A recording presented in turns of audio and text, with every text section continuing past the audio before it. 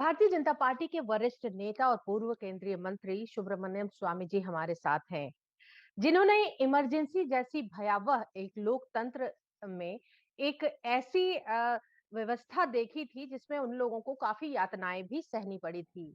आइए जानते हैं खुद स्वामी जी से ही एक लोकतंत्र जब आजाद हुआ और उसके बाद एक लोकतंत्र की सरकार द्वारा लगाई गई इमरजेंसी में उस समय क्या स्थिति थी?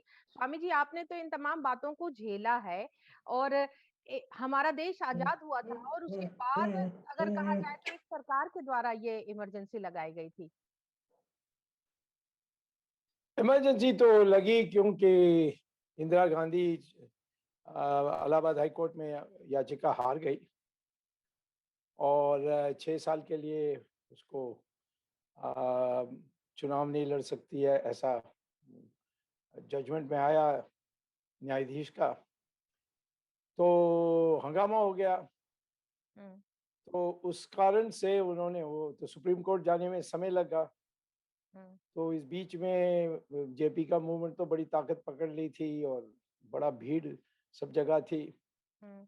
तो वो घबराहट में उन्होंने इमरजेंसी लगा दी थी। वैसे जब कुमार मंगलम जिंदा थे जी।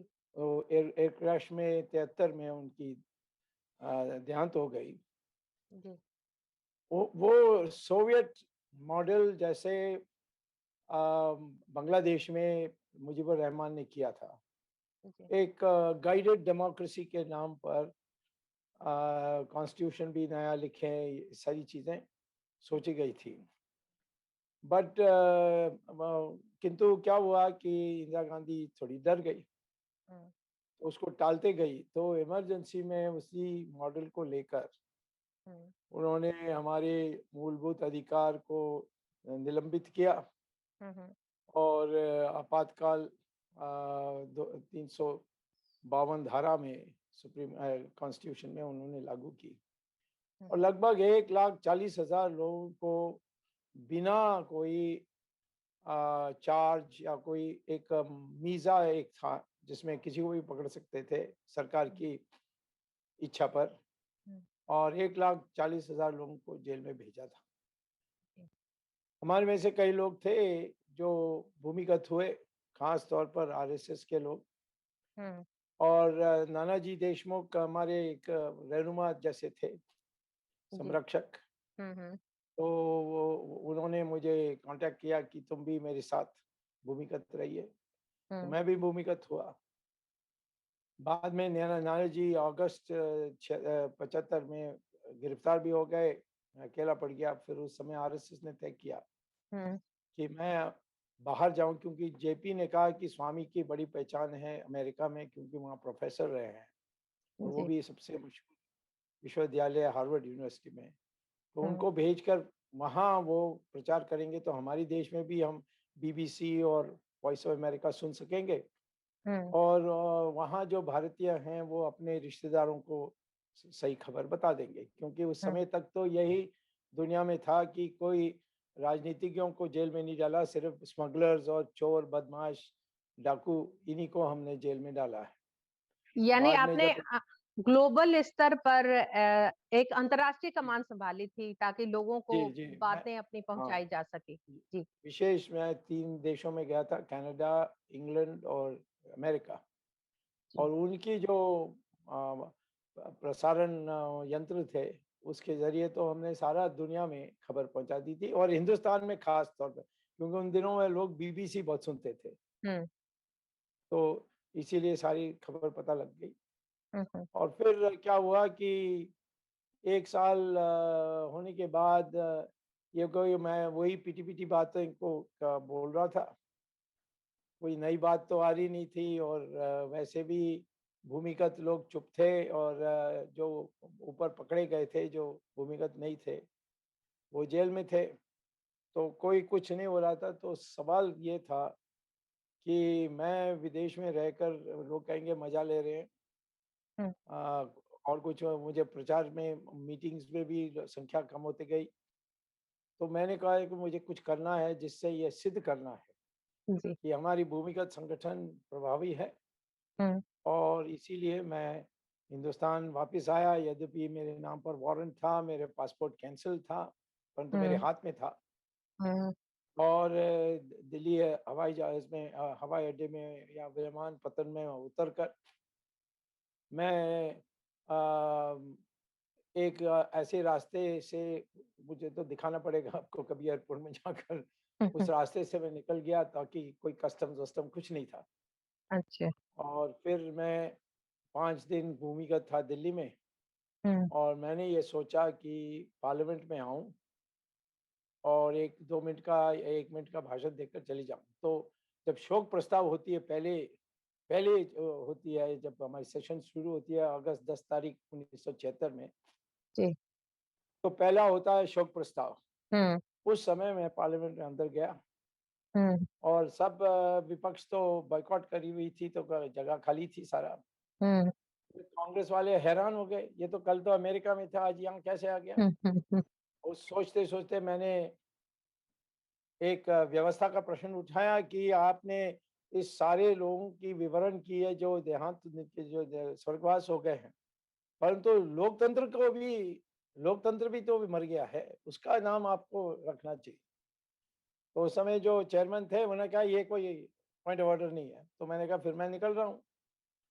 अब इन लोगों को उस समय कहना चाहिए था कि वॉच एंड वॉच स्टाफ होती है हमारी, कि इसको रोक कर पकड़ कर पुलिस को हवाला करना चाहिए, परंतु वो इतने शॉक में थे हुँ, कि जब चेयरमैन ने कहा कि सब शोक प्रस्ताव में लिए 2 मिनट साइलेंस के लिए खड़े होंगे, सब 2 मिनट के लिए खड़े हो गए। उस समय मैं निकल गया और फिर मैंने वेश बदल करके रेलवे स्टेशन में जाकर बम्बई पहुंचा। बम्बई से संघ ने मेरा देखभाल किया और नेपाल के राजा मेरे विद्यार्थी थे हार्वर्ड में। उन्होंने कहा स्वामी यहाँ आएगा तो मैं उसको अमेरिका वापस पहुंचा दूंगा। तो नेपाली ड्रेस पहन के मैं पार करके अमेरिका वापस गया। फिर जी, 2-3 महीने के बाद फिर चुनाव घोषित हो गए, मैं चुनाव के लिए आ हुँ, गया था। ये हमारी मेरे का कर्म थे उस समय। हुँ। स्वामी जी, लगातार भारतीय जनता पार्टी समय-समय पर अभी भी इमरजेंसी वीक मनाया जा रहा है और अगर कहा जाए आज 26 तारीख है, आज ही से एक्चुअल में लागू किया गया था और क्योंकि देर रात 25 जून को ये कागज़ात निकाले गए थे और उसके बाद देश में लागू हुआ था इमरजेंसी 26 जून से। तो हमेशा से भारतीय जनता पार्टी इसकी बरसी पे कहें अगर तो ये बात निकालती है और ये अब उन्हें भी महसूस हो रहा है कि उनके पूर्व नेत्री या भारत की प्रधानमंत्री ने जो ये लगाया इमरजेंसी कांग्रेस के लिए एक काला धब्बा एक काला अध्याय बन गया जिसकी दाग वो अभी तक नहीं धुल पा रहे हैं समय समय पर लेकिन अब वो कह रहे हैं कि माना कि इमरजेंसी लगाई गई थी इंदिरा गांधी की तरफ से वो एक बड़ी गलती थी लेकिन देश में हालात आज भी इमरजेंसी की तरह हो गए हैं।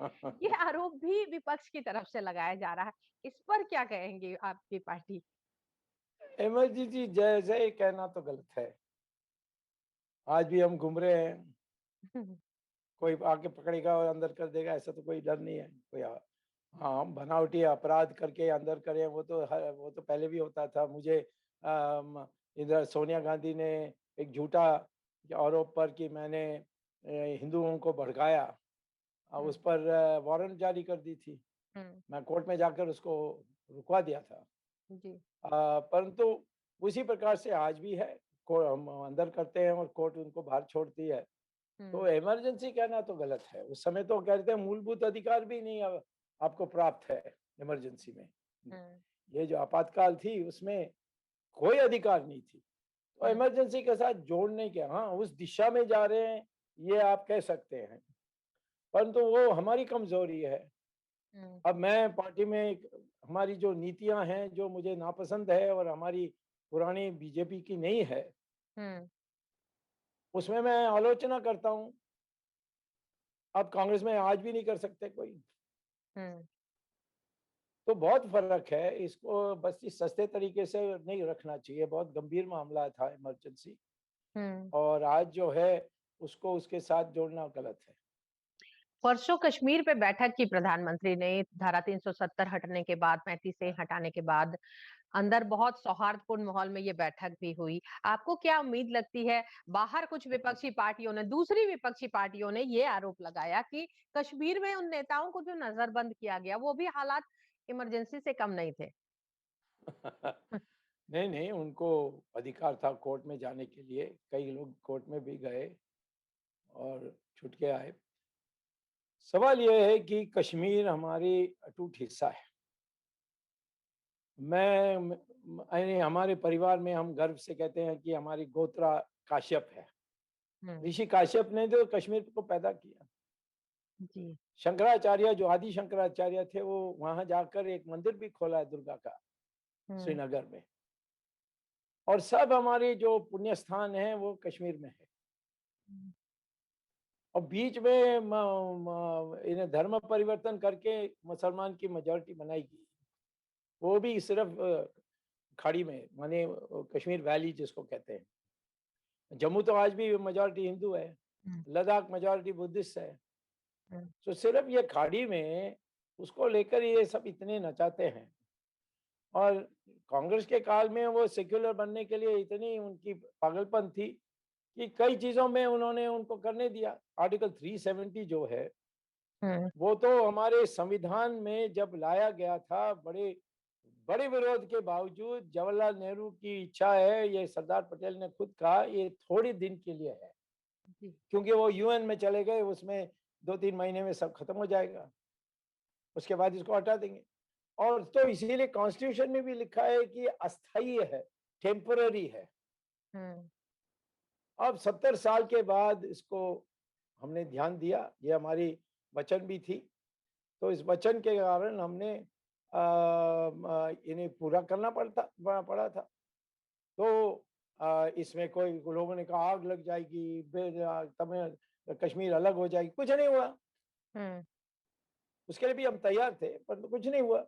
हुँ, तो मैं ये कहता हूँ कि हमारी देश की अखंडता पर, हमारी देश को फेडरल फेडरल कहते हैं, हमारी देश हमारी संविधान फेडरल नहीं है, हुँ, क्योंकि हमारी केंद्र सरकार किसी प्रांतीय सरकार को डिसमिस कर सकती है, जी, प्रेसिडेंट रूल लागू कर सकती है। हुँ, ये फेडरेशन में कभी हो ही नहीं सकता। हुँ, और ये भी है कि आर्टिकल 1 कॉन्स्टिट्यूशन में लिखा है कि 1 इंच भी हम छोड़ नहीं सकते। हाँ, जमीन का विलय करा सकते हैं, परंतु तोड़ नहीं सकते। तो इस सिचुएशन में मैं समझता हूँ कि जो कर रहे हैं वो मौज कर रहे थे आर्टिकल 370 में। अब कश्मीर पंडितों को, सिखों को, 5 लाख लोगों को भगा दिया वहां से। कोई प्रयास हुई है किसी मुसलमान नेताओं से कि भाई वापस आ जाओ, कश्मीरियत में हिंदुओं को भी होना है? कोई नहीं बोलता है। तो बिल मुसलमान के लिए ही बोलेंगे, हम हिंदू के लिए नहीं बोलेंगे, क्योंकि हम हिंदू मेजॉरिटी हैं। ये तो ये मैं समझता हूं कि जो प्रधानमंत्री ने मीटिंग की उसको करना नहीं चाहिए था, पर अमेरिका का दबाव था दिखाने के लिए कि कुछ हो रहा है। 370 तो हटने वाली नहीं है, ये लोग उसके पीछे से हटेंगे तो सब खत्म हो जाएंगे वहां, वो उग्रवादी सब उनको मार देंगे। क्या लगता नहीं तो कांग्रेस फिर से दोबारा वही गलती कर रही है? फिर से वो कह रही है कि पुराने स्टेटहुड में ही कश्मीर को वापस आना चाहिए? कांग्रेस अपने की आत्महत्या करने की स्थिति में है, इसीलिए ऐसी बातें कहते हैं। वो चाइना का आज तक उन्होंने कहा, कंडेम नहीं किया चाइना को। हाँ, हुँ, बात तो दूसरी है कि मोदी ने भी कहा कि कोई आया नहीं, कोई गया नहीं, हुँ, पर तो हमारी बीजेपी तो आवाज उठा रही है। और मैं तो रोज बोल रहा हूँ कि यार चाइना को ठीक करो, बट उनके तरफ से कोई, सिर्फ हमारी आलोचना करते हैं कि हमने ऐसा कर दिया वैसा कर दिया। पर चाइना ने गलती की हमारी जमीन को आकर पकड़ कर, यानी कब्जा करके, वो अभी तक नहीं बोलते हैं, क्योंकि सरकार ने जो उनका जो कदम उससे है। आप संतुष्ट हैं? चाइना पर जो सरकार ने कदम उठाए हैं अभी मैं तक? हमारी सरकार के जिससे बिल्कुल असंतुष्ट हूँ। हमें अपनी फौज आज की परिस्थिति में बहुत मुश्किल है,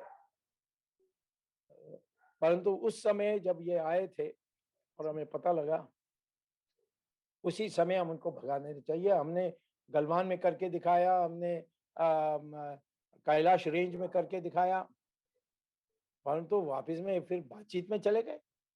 ये बातचीत का शौक क्यों है मुझे नहीं समझ में आती। वो हमारी जमीन में बैठे हैं, हम उनके साथ, हमारी छाती में कोई बैठा है तो हम उससे वार्तालाप करेंगे, उनको पहले उठाएंगे, भगाएंगे, और भगा सकते थे। अब तो चाइना ने बहुत बड़ी एयरपोर्ट ये सब बना ली।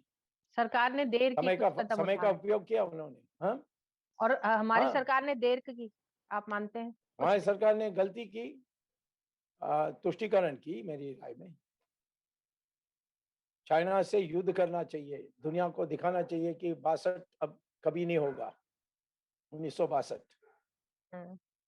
वो हमें छोटा दिखाने के लिए ये सब किया है, और और सफल भी हो गए। स्वामी जी, एक मुद्दा है धर्मांतरण का, जिसपे आप हमेशा से बोलते रहे हैं। उत्तर प्रदेश में हाँ भारतीय जनता पार्टी की सरकार है, महंत योगी हाँ आदित्यनाथ की सरकार है। ऐसे में हाँ। इतने लोगों का धर्मांतरण कर दिया गया और अब जाकर सरकार को यह मालूम चल रहा है, तो इस पे क्या लगता नहीं कि कहीं ना कहीं राज्य सरकार की भी कुछ लापरवाही रही? देखिए, धर्मांतर अपनी इच्छा के अनुसार होगी तो कोई रोक नहीं सकता। बट जैसे ये क्रिश्चियंस करते हैं, मुसलमान करते हैं, ऐसे बड़े बड़े थोक में जी। हम फुटकर में करते हैं। हम्म। माने कोई आता है, कहता है कि मैं हिंदू बनना चाहता हूँ, तो उसके लिए हम व्यवस्था करते हैं। हम्म। किसी की जबरदस्ती हुई है तो उसकी रिपोर्ट आ जाए, मेरे पास ही आ जाए, पुलिस नहीं सुनेगी तो मैं उठाने के लिए तैयार हूँ। परंतु हो रही है उतना ज्यादा नहीं हो रही है। हमारी हिंदुओं की पॉपुलेशन भी, क्योंकि हमारी आर्थिक स्थिति थोड़ी मुसलमानों के अनुपात में ज़्यादा है, जी। तो ज़्यादा बेहतर है। तो हमारी पॉपुलेशन भी कम होते, जैसे आप अमीर होते जाएंगे, आप कम बच्चा पैदा करेंगे, क्योंकि उनको स्कूल भेजना, कॉलेज भेजना, विदेश भेजना। अब ये कर्मचारी है, वो कहता है अच्छा ये भी हमारे लिए नौकरी करेंगे, खेत में भी काम करेंगे, उसलिए वो बच्चा पैदा करते हैं, उनको पढ़ाई नहीं कर देते हैं। तो ये जैसे पॉपुलेशन में जरूर एक बराबरी नहीं है। मुसलमान की पॉपुलेशन हिंदुओं से तेजी से बढ़ रही है, उस मुसलमान का कसूर नहीं है, वो ज्यादा गरीब है हमारे हिंदू से। और तो जैसे आप देखोगे, केरल के हिंदुओं की पॉपुलेशन ग्रोथ और उत्तर प्रदेश के हिंदू की पॉपुलेशन ग्रोथ में, उत्तर प्रदेश के हिंदू पॉपुलेशन ग्रोथ 3-4 बच्चा पैदा करते हैं, तो केरला में एक ही बच्चा पैदा करते हैं, या मैक्सिमम 2। क्योंकि वहाँ पढ़े लिखे, जैसे पढ़ाई होगी और लोगों की आशा बढ़ेगी कि हम विदेश में जाकर डिग्री लें, हम अच्छा काम करें, हम सिर्फ सफाई मजदूर या चौकीदार का काम ना करें, हम्म, तो फिर लोग अपने आप बच्चे को, जितने बच्चा पैदा करते हैं उसको सीमित रखेंगे। क्या वो लगता है हिंदू में दो हो रहा बच्चों है, का बट कानून मुसलमान में भारत नहीं में हो आना रहा चाहिए? है। दो बच्चों जी, का कानून लगता है कि भारत में आना चाहिए, भारत नहीं, सरकार? कानून से नहीं होगा। जैसे इनकम टैक्स लगा करके काला धन से सब बच जाते हैं, वैसे बच्चा पैदा करेंगे, कौन इसकी हिसाब लेगा? सरकारी इतनी बड़ी नौकरियों में देश तो में सरकार काम पाबंदियां। करेगी, हम छिपा के रखेंगे, कह देंगे ये मेरी बहन की बच्चे बच्चे हैं। स्वामी जी, नहीं, इमरजेंसी वो में। नहीं चलेगा। लोगों को प्रोत्साहित करना चाहिए, समझाना चाहिए, व्यवस्था करनी चाहिए स्कूलों की फीस माफ कर देना चाहिए सबके लिए, जी। और अच्छे अच्छे स्कूल बननी चाहिए, बड़ी सस्ता। हम सिर्फ 1.5% हमारे जीडीपी बजट के, सिर्फ 1.5% हम खर्च करते हैं एजुकेशन में। किसी देश में, बड़े देश में जो विकसित अपने को कहती है, उससे 6% से कम नहीं होता है, कोरोना हमारे में तो डेढ़ ये परसेंट और कम हो गई, देश की हाँ, कोरोना अर्थव्यवस्था में जिस गरीबी तरह से बहुत मार बढ़ा है। खाई। मध्यम वर्ग के बहुत लोग आज अ, गरीबी की रेखा से नीचे चले गए। हमें बहुत दुख होता है, क्योंकि इसको समाधान कर सकते थे, परंतु हमारी फाइनेंस मिनिस्ट्री को कोई आइडिया ही नहीं है कि इकोनॉमिक्स क्या होता है। कहीं ना और कहीं इकोनॉमिक्स पढ़े में मिसमैनेजमेंट रहा। हाँ, कोरोना के दौरान कहीं ना कहीं मिसमैनेजमेंट रहा सरकार का, जिस तरह नहीं, से कोरोना में हाथों एक पैर ही बचा। मिसमैनेजमेंट था कि हम लोग पहली बार जब सफल हो गए, उसको हमने ढंढोरा पीट करके भूल गए कि ये दोबारा सेकंड वेव भी आ सकता है। हम्म। अब हम डरे हुए हैं, थर्ड वेव आएगा, थर्ड वेव आएगा। हम्म। ठीक है, लोगों को सावधान कर दो, परंतु हम्म। वहाँ अपने छाती ठोक कर कि हमने किया, हम दूसरे देशों के लिए भी करेंगे, हम्म। इस अहम भाव, इस इसकी जो गर्व हमने किया, उससे हमारा नुकसान हुआ। इसी मुद्दे को विपक्ष ने भी पकड़ा है स्वामी जी, जिस तरह से वो ये आरोप लगा रहे हैं कि वैक्सीन की कमी अपने देश में हुई, अभी तक सबको नहीं लग पाया वैक्सीन, फिर शुरुआत में वैक्सीन बाहर क्यों भेजी गई? आलोचना करना तो बहुत आसान है। जी। जब बोलना था तब नहीं बोले। जब ये फर्स्ट राउंड लगभग खत्म हो गई थी फरवरी में, हम्म। तब कांग्रेस ने क्यों नहीं बोला? भाई क्या कर रहे हो आप?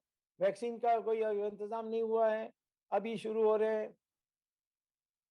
और ये कोवैक्सीन जो आज चमक रहा है, उसको हम्म। तो मैंने लड़कर लाए थे। प्रधानमंत्री ने पहले तो अंग्रेज वालों का कोई एस्ट्रोजेनिका, एस्ट्रोजेनिका। ऑक्सफर्ड, उसको कोविशील्ड। कोविशील्ड कहते हैं, हम्म। उसके लिए ही जोर दिया। हम्म। मैंने कहा नहीं, मैं पार्लियामेंट के कमेटी का मेंबर हूँ हेल्थ का, मैंने हंगामा किया। तब प्रधानमंत्री ने रातों रात उसको क्लियर किया था, आपने और कौन आज सी वो वैक्सीन सबसे लगवाई? सफल है। हैं? आपने कौन सी मैंने वैक्सीन वही लगवाई? मैंने कोवैक्सीन, वो जो लेकिन आज तो देश में हमारे स्वदेशी कोवैक्सीन है। उपलब्ध ही नहीं है लोगों को, वो बहुत बात मुश्किल सही है, से। क्योंकि वो हमारी, इनको पैसा देना चाहिए था। जी। सरकार अमेरिका में देखो कितने बिलियन डॉलर्स उन्होंने बांटा है कि जल्दी ढूंढो, जल्दी ढूंढो, जल्दी ढूंढो। उसी, हम्म। ये हमें चाहिए, जी। वो नहीं किया हमने। हमने उल्टा उनको कहा कि पैसा दो हमें। स्वामी जी, एक सवाल, 2024 की तैयारी शुरू हो गई है और नरेंद्र हाँ। मोदी के अगेंस्ट में सारी पार्टियां इकट्ठा, आपने पिछले दिनों देखा राष्ट्रमंच, आपके पुराने सहयोगी यशवंत सिन्हा ने बुलाई एक बैठक, और उसमें फिर से अच्छा, 2019 की तरह एक मंच पर सभी वो नजर आए। वो 2022 तो में 5 राज्यों के चुनाव भी हैं, उत्तर प्रदेश जैसे मुख्य राज्य के भी चुनाव हैं। देश में एक माहौल बनाने की तैयारी चल रही है, इससे क्या नरेंद्र मोदी की सरकार को या उनके इमेज को नुकसान पहुंचेगा, या कहीं संशय आप देखते हैं 2024 और उससे पहले जो स्टेट के चुनाव होंगे? नहीं, 2024 में पहला फैसला करना है, मुझे नहीं, पार्टी को नहीं, पर मोदी को। जी। क्योंकि वो 10 साल से ये बोल रहे हैं कि जो 75 साल से ज्यादा हैं वो पद में नहीं होना चाहिए। हम्म। और आडवाणी और मुरलीधर जोशी और शांता कुमार इन सबको किनारे कर दिया था। तो हम्म। अब वो 75 साल होने वाले होंगे, तो वो क्या कहेंगे मेरे ऊपर ये लागू नहीं हो सकती? हम्म। फिर तो एक उनकी प्रतिमा में ठेस पहुंचेगी। उनको अभी से बताना चाहिए कि भाई मैं 75 साल होने के बाद भी मैं कंटिन्यू करूंगा। हो सकता है पार्टी उसको मान ले, मैं नहीं जानता। चुनाव के समय तो लेकिन वो एलिजिबल रहेंगे। हूँ? कौन? मैं तो ये मानता नरेंद्र ही नहीं। मोदी। तुम्हारा स्वास्थ्य अच्छा है तो तुम 90 साल भी हो सकते हो। अभी मलेशिया में जो बना है प्राइम मिनिस्टर, 93, माने 93 ईयर्स ओल्ड है। अच्छा, तो कहीं ना कहीं ये जो आपकी पार्टी के संविधान में संशोधन किया गया था, ये गलत था, ये नहीं मानते नहीं, हैं? कोई संशोधन नहीं हुआ, ये सब जबानी बात अरुण जेटली का था। अच्छा, ये संशोधन नहीं हुआ था? हाँ, कोई ऐसा नहीं है संशोधन। दोबारा संशोधन की जरूरत समझते हैं सर? नहीं, क्यों? कई वापिस पुराने नियम जो थे। अरुण जेटली जो लाया था वो 65 साल में ही मर गया।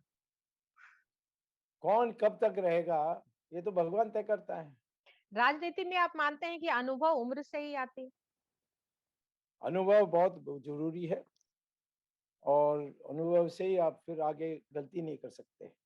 जब आपका अनुभव नहीं है तो गलतियां बहुत होती है। इसीलिए एक वरिष्ठ और एक युवा दोनों साथ मिलकर करना चाहिए, जैसे एक प्राध्यापक और विद्यार्थी होते हैं, हम्म। ऐसा करना चाहिए।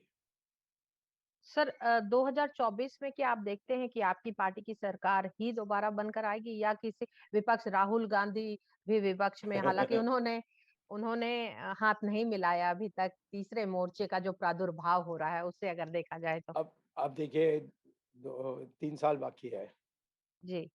और क्या क्या घटनाएं हो जाएंगे, ये तो हम्म। 1 महीने में घटनाएं हो जाती है। राहुल गांधी और सोनिया गांधी दोनों जेल चले जाएंगे नेशनल हेराल्ड में, तो क्या होगा?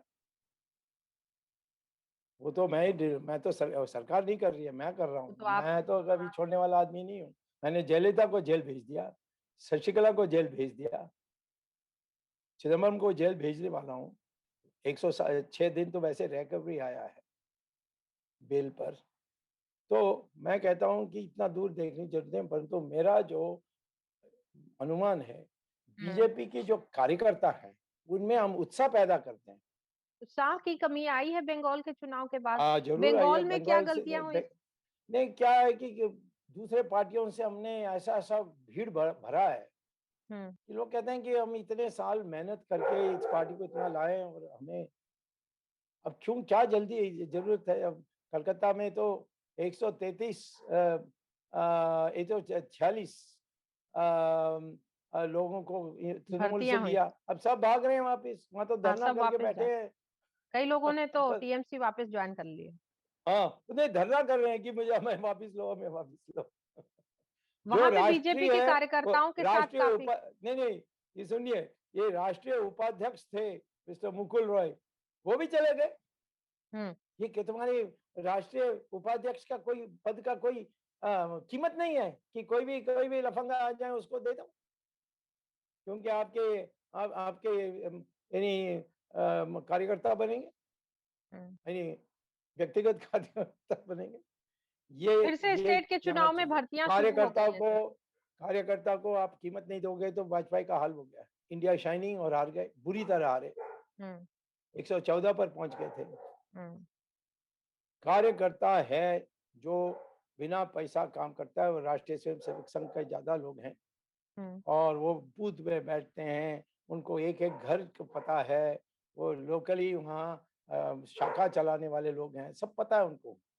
उनकी उपेक्षा करोगे तो जीत नहीं सकते, परंतु मैं समझता हूँ ये सब ठीक होगा और 2022 24 में यानी 2024 में हमारी सरकार निश्चित बनने वाली है। राम मंदिर का निर्माण शुरू हो चुका है सर। एक घोटाले के आरोप लगाए जा रहे हैं विपक्षी पार्टियों की तरफ से। लैंड स्कैम की बात कही जा रही है। किस तरह देखते हैं आप इन बातों को? मैं तो इसको ध्यान ही नहीं दिया,